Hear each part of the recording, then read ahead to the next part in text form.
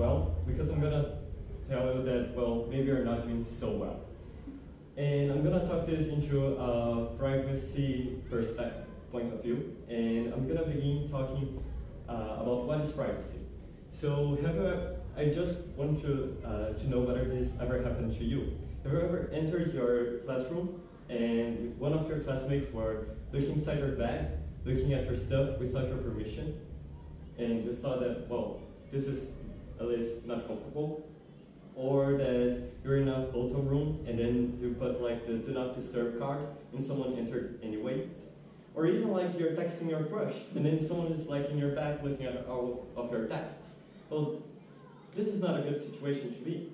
And the problem is that we have companies that are doing this all the time with us and we're not paying attention to that. And one of these problems is that we have separated ourselves from our virtual selves. So we believe that we are different people from who we are in the internet. And well, the problem is that our virtual life is part of our real life, and we should care about this. So I wanted to bring this reality of our virtual life closer to people. So what I did was, well, I went to the store, I bought some cookies, I went to a museum near my home, I began giving these people cookies, and then I began following them everywhere they went. And after a while, I'll just approach them and ask, well, have you noticed that I've been following you? And do you think this is weird? Well, I believe the results should not make anyone expect anything else except that it is very creepy and very weird. And after a while doing this, I stopped because a woman said this, and I believe it is true. So she said that I understand that you're trying to bring awareness to the issue by representing it more realistically, but even then, what you're doing is wrong and you should immediately stop, because you're entering people's private space without their consent. And well, this was true and this was shocking to me because I didn't expect someone saying this like in a normal conversation where I just gave the person a cookie. Well, and I just want to say that privacy is something that really matters. And some people don't value it because they follow this idea that it is, I have nothing to hide and therefore I have nothing to fear. But I want to say that, well, first, you should fear. And second, if you don't fear that, I'm going to give a few other reasons why you should respect your privacy. And it goes, it is a lot related with cash, because a lot of people really think that cash is important. So this is one of the examples. Based on your location and your information, companies increase the price of flights. So a lot of VPNs, what they do this ads saying that, well, if you use a VPN, you're gonna pay less for your flights because these companies, they don't know who you are. You know, this is, okay. So this is one of the ideas. So airline companies, they raise their prices when you want to travel to a place. And I don't know about you, but I would like to pay the fair price and not pay more. Well, the same goes if you have a Mac or an Android. Well, websites like Amazon and Americanas here in Brazil, they will raise the prices of the products just so that you pay more because of the research that they did collecting data. So what is happening nowadays is that through the violation of your privacy, companies are making you pay even more.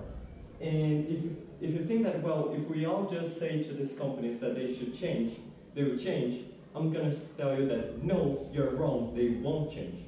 This is the case that happened with Target. So a girl, she didn't tell her parents that she was pregnant, and she didn't knew if she was pregnant actually. But Target, this American company, it got through her research data, so everything that she's researching the internet, and they conclude that she was pregnant. And through that, they began sending a lot of ads, a lot of emails about baby stuff, you know, like, yeah, okay. And then, well, that led to protests in the United States. And do you know what Target did to change the situation? Well, I think they changed their privacy policies, right? You're wrong. What they did, they put random ads so that the person doesn't feel targeted. Oh, that makes a lot of sense. Okay, but how bad can it get? Well, I'm gonna do a little bit of economics 101, and the idea is that the more you have of something, the lower the price. And okay. And what is happening nowadays with these companies is that they are always trying to get more and more of your information. And what it's doing is that you have a higher supply of this information, which is making your price, the price of your information, a lot lower. So how further can, what should they do about this? Well, we think that if they just didn't supply as much, the price would go higher, right? Because information would be more rare. Well, the problem is that they aren't doing this. They are mining further. So here I have an example. This is what happens in Chicago. So for you to have the name of a person, the person's address, their email, and whether they have children under the age of 15 and the amount of children, and the name of these children, sorry I didn't write that there, you just pay 12 cents. That's the entire thing. So you just pay 12 cents and you get all of this information. And I don't know about you, but I wouldn't sell my address for 12 cents. Not even if I had children under 15. And I believe this is really creepy, and people are not paying attention to this.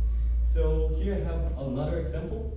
That is, well, you think that if you read what they wrote in their terms of conditions, it would be okay, right? You're gonna know what the company is doing. But the problem is that it doesn't matter.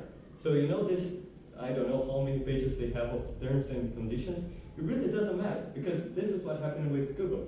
So when you bought a Google Home Mini or Google Home product, what they were doing was they said that they would only send information to Google after you say, okay, Google. But what actually was happening is that they were sending recordings of what was happening inside your home and being sent to humans to verify whether the AI was understanding what you were saying. So you literally had a microphone inside your home to Google's headquarters. Well, so what is the solution if we can say for these companies to stop? Well,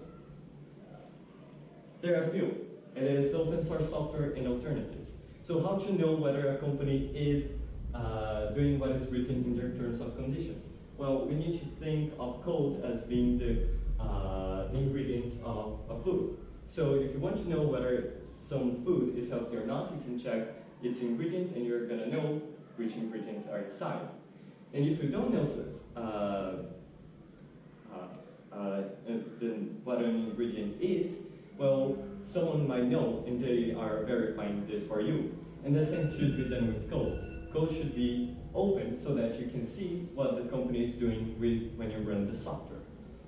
And also, I'm going to present a few alternatives for this solution, which are changing your browsers, changing from Google Chrome to Mozilla Firefox or Brave, your search engine from Google, because you're getting your information, to search engines that respect your privacy, and also social media, because it's one of the ways they gather more information about you, to some that respect your privacy.